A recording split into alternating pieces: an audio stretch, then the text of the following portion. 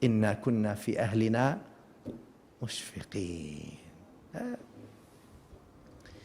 The brothers asked me to talk about Sayyidina Umar bin Abdul Aziz, so that's why I figured there's, among the ayahs that summarize the life of Sayyidina Umar radiyallahu ta'ala anhu wa arda, is this ayah. Obviously, many things. Reformers, muslihun, al-muslihun, or reformers, people who seek to reform society, usually go against the popular wind. The wind is going one way, they go the other. Otherwise, they would be with the wind, there would be no problem. Reformers are people who are trying to reform. But those people who truly are reformers, they have to seek what? Al-akhirah, not the dunya. If they seek the dunya, they're riding on that surf. Huh? I don't know if you have here any surf. It's probably too east. If you go out west, you probably get some surfing. Huh? You ride on the wave. A wave is coming, why not? Let's ride on it, it'll make me up high. Those people, or opportunists, those people, even if they call themselves reformers, they're not reformers. Reformers are people who try to make an actual change, seeking only Allah, regardless what the consequences are. Seeking Allah. لا يريدون علوا في الأرض. They do not seek superiority by their reform and their sincere efforts in the dunya. They don't seek superiority on earth. They don't seek to be pointed out and called names and titles and brought and glorified. No. That's not what they seek. لا يريدون علوا في الأرض. They want علوا في الآخرة. They want the superiority in the akhirah, not in the dunya. They have sold the dunya for the akhirah. Remember I said at the beginning, some people sold the akhirah for the dunya. Some people sold the dunya for the akhirah. Huh? وَمِنَ النَّاسِ مَنْ يَشْرِي نَفْسَهُ ابْتِغَاءَ مَرْضَاتِ اللَّهِ. Allahu Akbar. Some people, Allah tells us, they sold themselves. Huh? Not only their dunya, they sold everything they have, including themselves, for what? For the sake of the pleasure of Allah. ابتغاء مرضات الله. والله رؤوف بالعباد. Allah knows.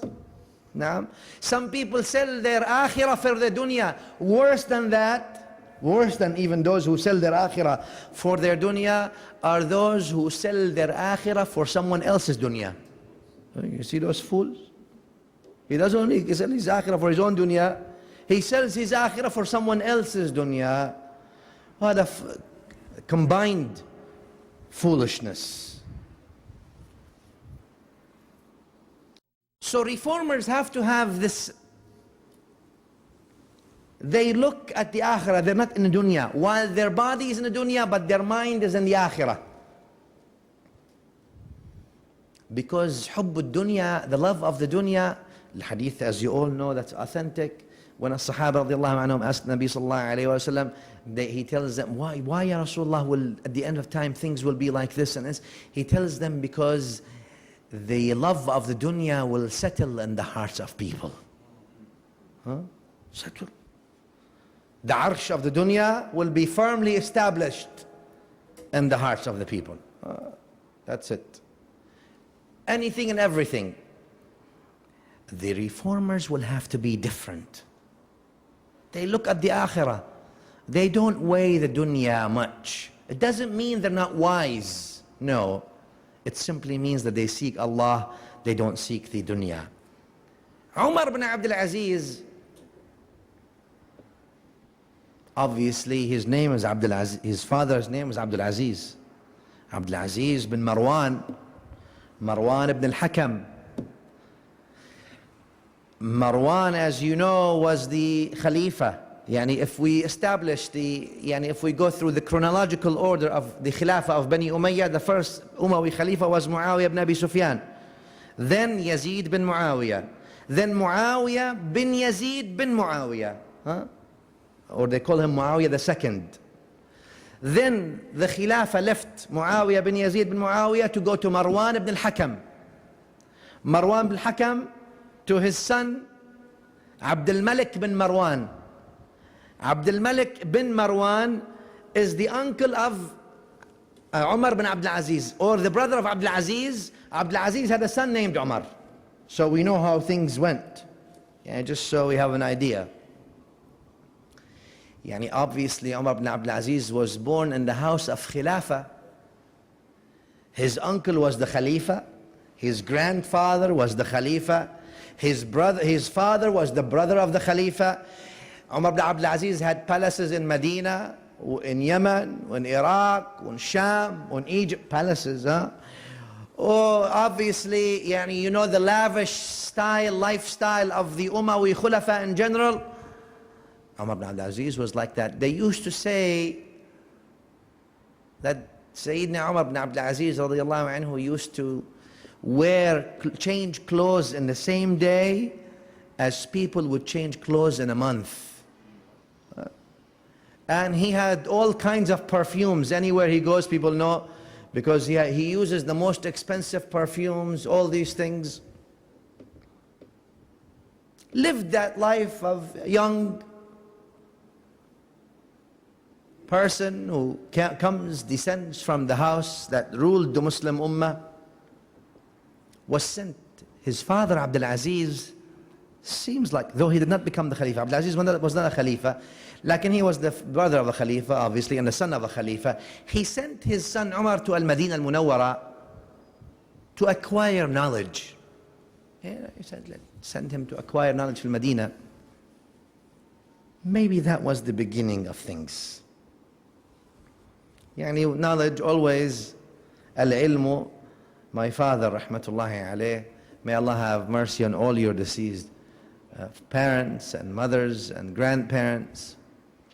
But before he used to assign me books to read, he would write on some of them at the beginning, Al-ilmu yarfa'u buyutan la imada laha, wal-jahlu yahdimu buyuta al-izzi wal-karami. He says, ilm, knowledge, will raise the homes that have no pillars. And jahl will destroy the most honorable of homes. Yeah, I don't think just because you belong to that family or this family, that means with jahl you can go anywhere. Jahl will destroy the most honorable of homes, and ilm will raise homes without pillars. Of course. He sent him to Medina to learn.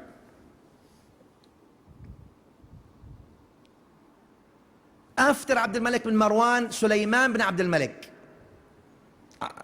Sulaiman bin Abdul Malik. Sulaiman bin Abdul Malik became the Khalifa. Sulaiman, let's not go too much in history here. I just want to go to we want to go through some scenes of the life of Sayyidina Umar. Otherwise, the life of Umar is too long. And we cannot sit here for hours, we can talk about it. Sulaiman bin Abdul Malik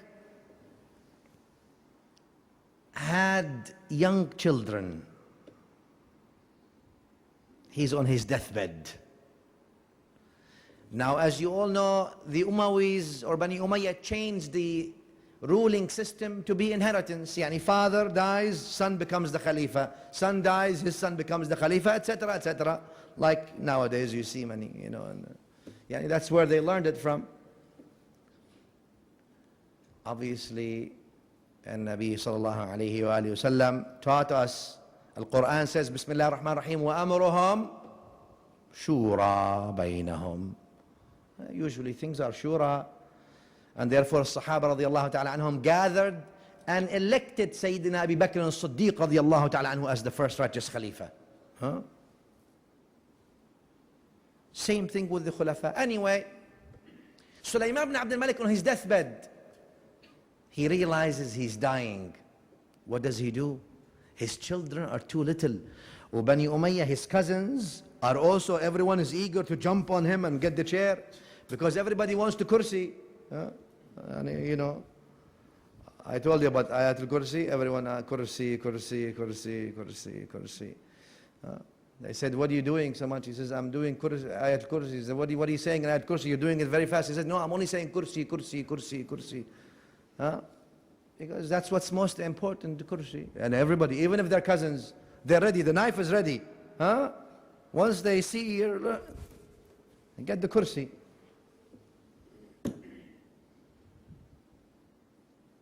Umar bin Sulaiman, he goes, he says, Allahumma ya man la yazulu mulkuh, irham man zala mulkuh. He realizes now, it's over. Game's over. Huh? No more tokens. Game over, you have, no, that's it, it's over. He says, oh Allah, whose dominion never perishes, have mercy on me, whose dominion hath perished. He's dying, he's no more the king. The minute he dies, no more the king, and no more your majesty, and no more bowing down, and no more wazir, no more ministers, and no more soldiers. Once they bury him, nobody even cares where he